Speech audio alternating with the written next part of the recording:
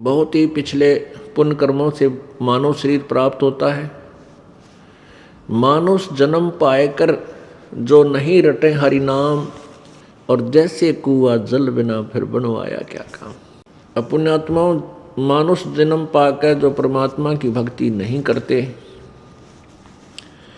उनके विषय में बताया है कि वो तो ऐसे हैं जैसे जल रहित कूप।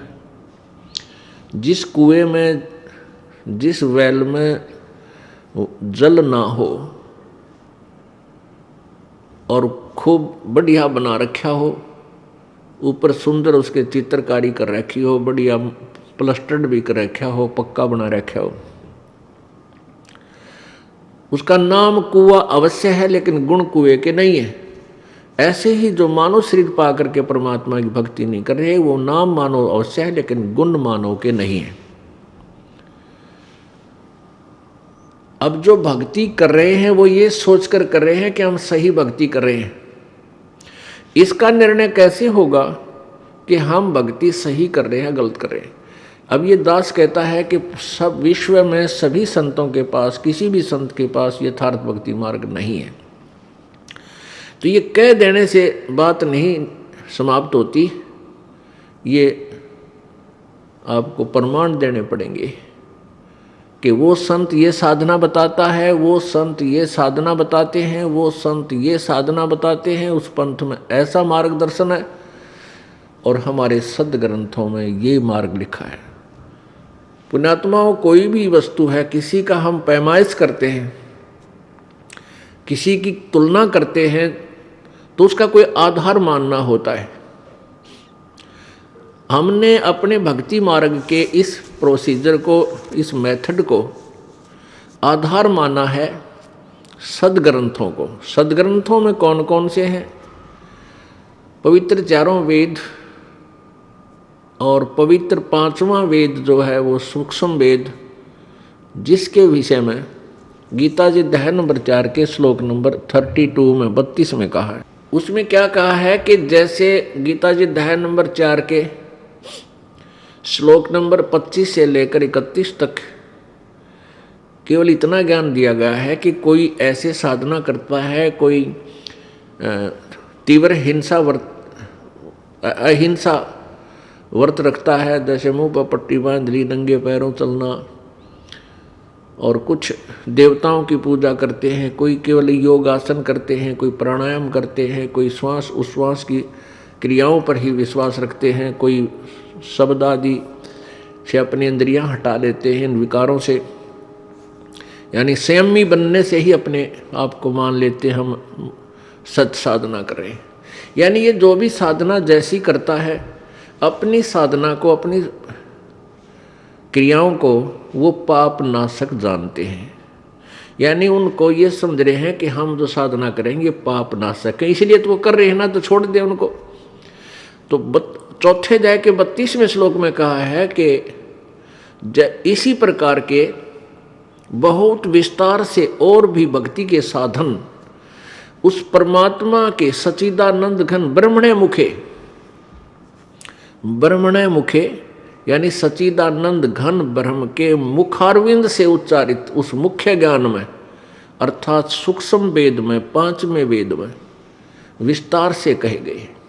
और उनको कर्म जान, यानी वो करने से ही बनेंगे, कहने से नहीं।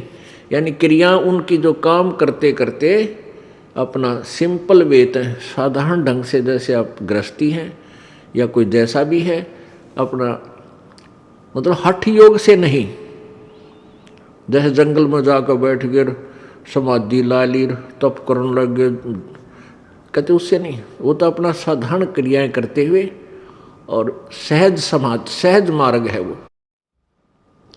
तो यह गीता जी के अनुवादकर्ताओं ने यहाँ ब्रह्मणे का अर्थ वेद कर दिया और मुख्य का अर्थ वाणी कर दिया। ये गलत किया। गीता जी अध्याय नंबर 17 के श्लोक नंबर 23 में ब्रह्मणे का अर्थ लिखा है सच्चिदानंद घन परमात्मा, सच्चिदानंद घन ब्रह्म।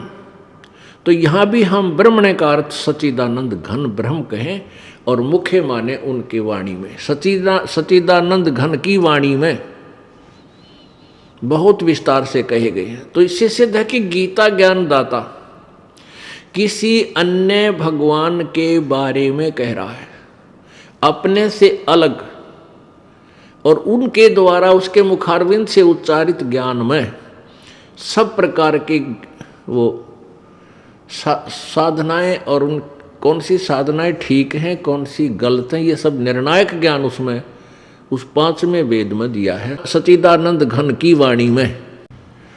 तो पुण्यात्माओं, हमने आधार माना है पवित्र चारों वेदों को और पवित्र ये सच्चिदानंद घन की वाणी को, यानी कबीर वाणी को, कबीर वाणी को, और पवित्र श्रीमद् भगवत गीता को, पवित्र 18 पुराणों को, इनको आधार मान करके हमने भक्ति ज्ञान और भक्ति विधि आपको बताई, जिसको हम सत्य कहते हैं कि यह सच्ची साधना है। और यही साधना हमारे गुरुदेव ने हमें इस दास को पहले ही दे रखी थी, जब तक हमने वेदों और गीता को देखा भी नहीं था। उन्होंने कहाँ से दिया था हमें? वो भक्ति मार्ग सच्चिदानंद घन की वाणी मत है, यानी उस परमेश्वर की वाणी, कबीर वाणी से वो ज्ञान, उस आधार से हमें भक्ति दी थी जो आज उसमें विद्यमान है। और उसका समर्थन फिर सभी सदग्रंथों ने किया। तो जो अन्य संत हैं वो कोई भी आधार मानकर नहीं चले हैं। यदि उन्होंने आधार किसी को माना है, जैसे कोई गीता जी को ही श्रेष्ठ शास्त्र मानता है, तो उसने इस गीता जी अनुसार साधना नहीं बता रखी, गीता जी के विरुद्ध साधना बता रखी है। तो जो गीता जी को सत्य मानता है वो है तो अच्छी आत्मा, लेकिन गीता जी हमें क्या मार्गदर्शन करती है, कौन सा मंत्र जाप करने को कहती है, वो मंत्र ना दे करके किसी और ही मंत्र दे रखा है। जैसे पवित्र गीता जी अध्याय नंबर 8 के श्लोक नंबर 13 में गीता ज्ञान दाता कहता है कि मेरा तो एक ओम, एक अक्षर, यह एक मंत्र है। ओम इति एकाक्षरम ब्रह्म व्यवहारन माम अनुसमरण ये प्रयाति तजंदेहम स याति परमाम गतिम। ये तो है संस्कृत इसकी। इसका अनुवाद ये है कि मेरा माम ब्रह्म, मुझ ब्रह्म का केवल एक ओम अक्षर है, उच्चारण करके सुमन करने का, और जो अंतिम श्वास तक यानी शरीर त्यागते समय तक इस ओम का सिमरण करता हुआ जाता है तो सैप याति परमाम गतिम, वो परम गति को प्राप्त होता है मेरे सतर की। क्योंकि गीता ज्ञान दाता ब्रह्म है और ब्रह्म की साधना के विषय में गीता जी बता रही है। गीता जी में और कोई मंत्र जाप करने का नहीं है पूरी गीता में। और ये गीता ज्ञान दाता अपने सतर की साधना बता रहा है कि मेरी साधना करनी है तो ये मंत्र है, नथिंग एल्स। और गीता जी अध्याय नंबर 8 के श्लोक नंबर 1 में अर्जुन ने पूछा कि हे भगवान, आपने गीता अध्याय नंबर 7 के श्लोक नंबर 29 में जिस तत्ब्रह्म की व्याख्या की है, तत्ब्रह्म के बारे में कहा है कि उस तत्ब्रह्म को और सारे अध्यात्म ज्ञान को और समझने के बाद साधक इस यहाँ की किसी वस्तु की इच्छा नहीं करता, केवल जरा और मरण से छूटने का ही प्रयत्न करता है। तो वो कौन है वो तत्ब्रह्म? गीता जी अध्याय नंबर 8 के श्लोक नंबर 1 में पूछा कि किम तत्ब्रह्म, किम अध्यात्म, किम अधिभूत पुरुषोत्तम, अधिदेव अध्यात्म किम।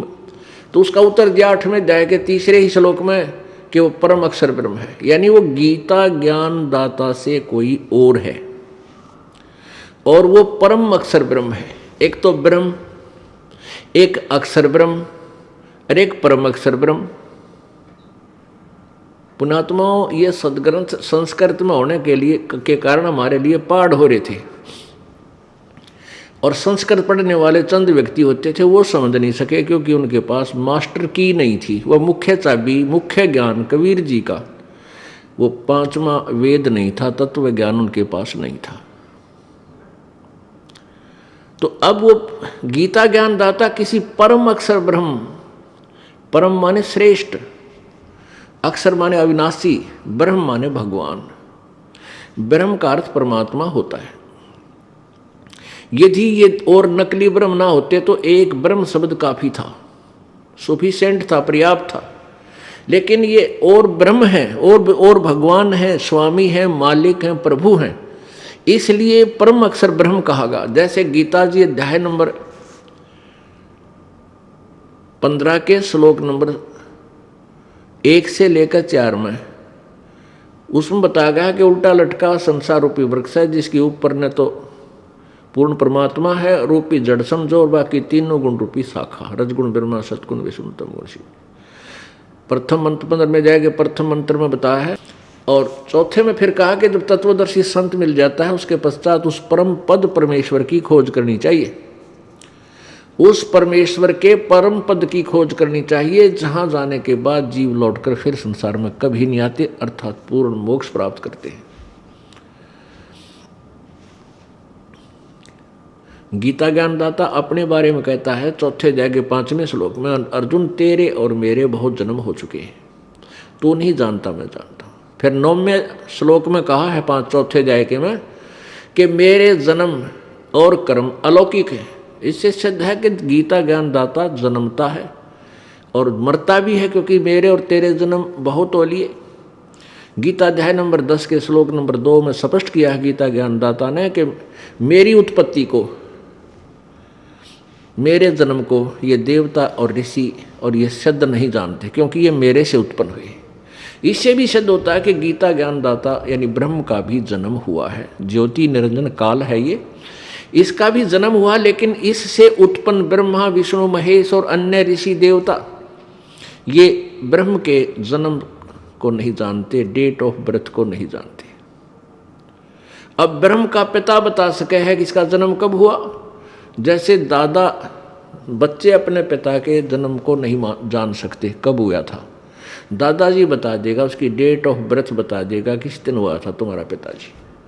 तो ऐसे पूर्ण परमात्मा कबीर जी ने आके बताया है, वो उनका सबका, हमारा सबका दादा है। इन ब्रह्मा विष्णु महेश का दादा है वो, और काल का पिता है। वैसे तो दूसरी संज्ञा में हम जब जाएंगे आत्म रूप में सतलोक पहुंचेंगे तो सीधे वो हमारे पिता ही हैं। ये ज्योति निरंजन भी उसी का बेटा है, हम भी उसी के बेटे। लेकिन इसने यहाँ आकर के हमारा अपना नाता चेंज कर दिया, इसने सारी व्यवस्था बदल ली। तो यहाँ हम इस दृष्टिकोण से बता रहे हैं कि पूर्ण परमात्मा कबीर जी, सत्य पुरुष परम अक्षर ब्रह्म, ये ब्रह्मा विष्णु महेश का दादा है और काल का फादर है।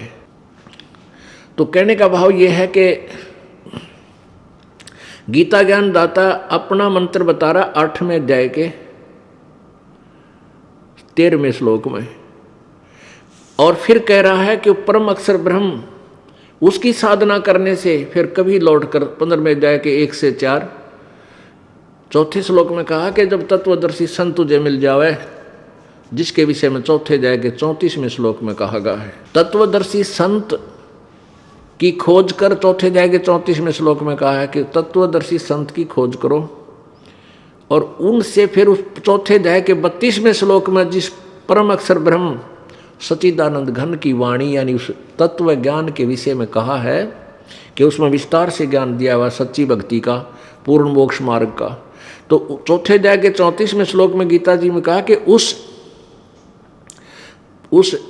तत्व ज्ञान को जो सच्चिदानंद घन की वाणी में है, उसको किसी तत्वदर्शी संतों के पास जाकर समझ, उनको दंडवत प्रणाम करने से, कपट छोड़ करके प्रसन्न करने से वह तत्वदर्शी संत तुझे सतमार्ग बतावेंगे।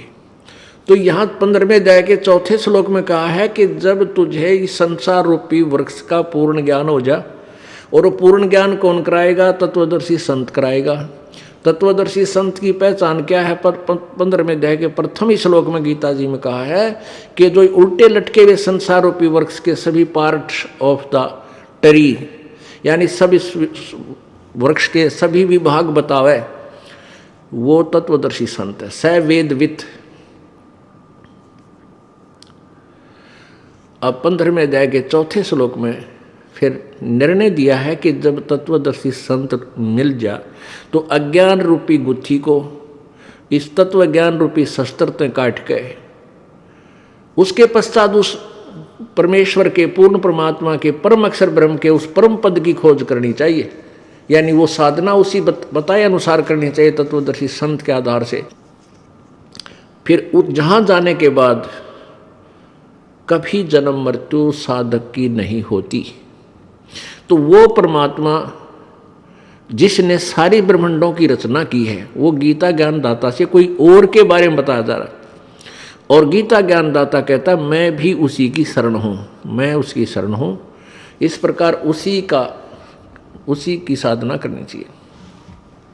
गीता जी अध्याय नंबर 18 के श्लोक नंबर 62 में कहा कि अर्जुन तू सर्वभाव से उस परमेश्वर की शरण में जा जिसकी कृपा से तू परम शांति और सनातन परम धाम यानी सदा रहने वाले उस लोक को प्राप्त करेगा, शाश्वतम स्थानम।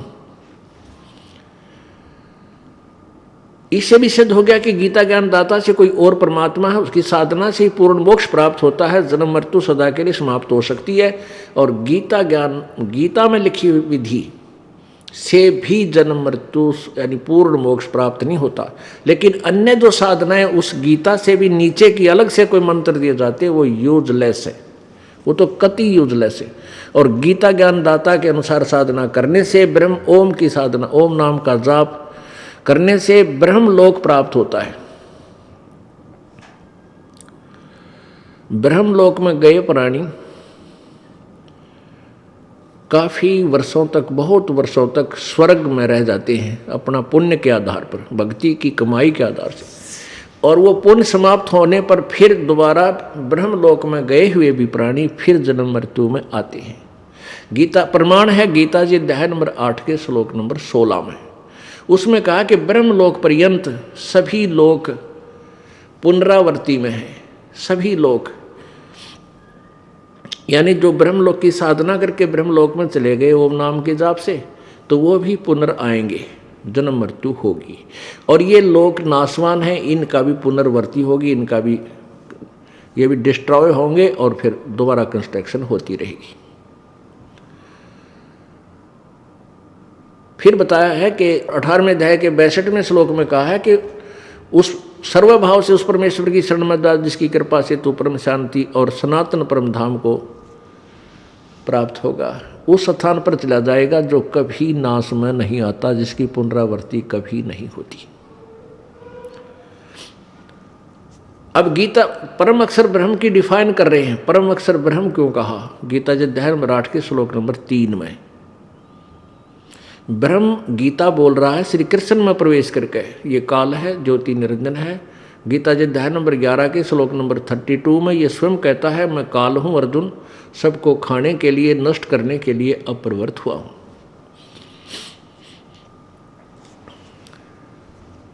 तो ये ब्रह्म कह रहा है कि 8वें अध्याय के 3रे श्लोक में कि जिसके विषय में 7वें अध्याय के 29वें श्लोक में जिस तत्ब्रह्म उस भगवान उस परमेश्वर के विषय में बताया है वो परम अक्षर ब्रह्म है। 8वें अध्याय के 3रे श्लोक में फिर क्या बताता है कि वो परम अक्षर ब्रह्म क्यों कहा? देख ब्रह्म माने भगवान, जैसे प्रभु माने स्वामी, राम कहो, प्रभु कहो, गॉड कहो, ईश कहो, ईश माने मालिक, स्वामी भगवान, ईश्वर जो इन भगवानों से भी श्रेष्ठ हो। इससे सिद्ध है कि ईश से ऊपर भी कोई और श्रेष्ठ प्रभु है। ईश्वर उसका स्वामी है, उसका मालिक है। और परमेश्वर यानी ईश्वर से भी श्रेष्ठ हो कोई और है, वो परमेश्वर जो है उसको परम अक्षर ब्रह्म कहते हैं, परमेश्वर को। तो परमेश्वर जो है उसको परम अक्षर ब्रह्म इसलिए कहा गया क्योंकि ये और भी भगवान है, लेकिन ये अक्षर पुरुष नहीं है, ये अविनाशी नहीं है। जैसे यहाँ गीता जी अध्याय नंबर 15 के श्लोक नंबर 16-17 में ये निर्णय हो जाएगा 3 भगवानों का, 3 ब्रह्मों का, 3 पुरुषों का। पुरुष कहो, ब्रह्म कहो, पुरुष माने परमात्मा, सत्य पुरुष, अविनाशी प्रभु, सच्चा मालिक। जैसे हम सच साहिब कहते हैं, हे सच्चे मालिक, जैसे हम दुखी हो जाते, अन्य पूजाएं भी करते थे, तन्यों कहा करते हे सच्चे मालिक तो ही सुनिए। तो हम जिनकी पूजा करते थे वो सच्चे नहीं थे, हमने इसलिए सच्चा मालिक याद आया। तो सत्य साहिब का अर्थ होता सच्चे मालिक, हे सच्चा मालिक। वही सच्चा साहिब है, वही सच्चा भगवान है, वही सुखदा, इसलिए सच साहिब बोलते हैं।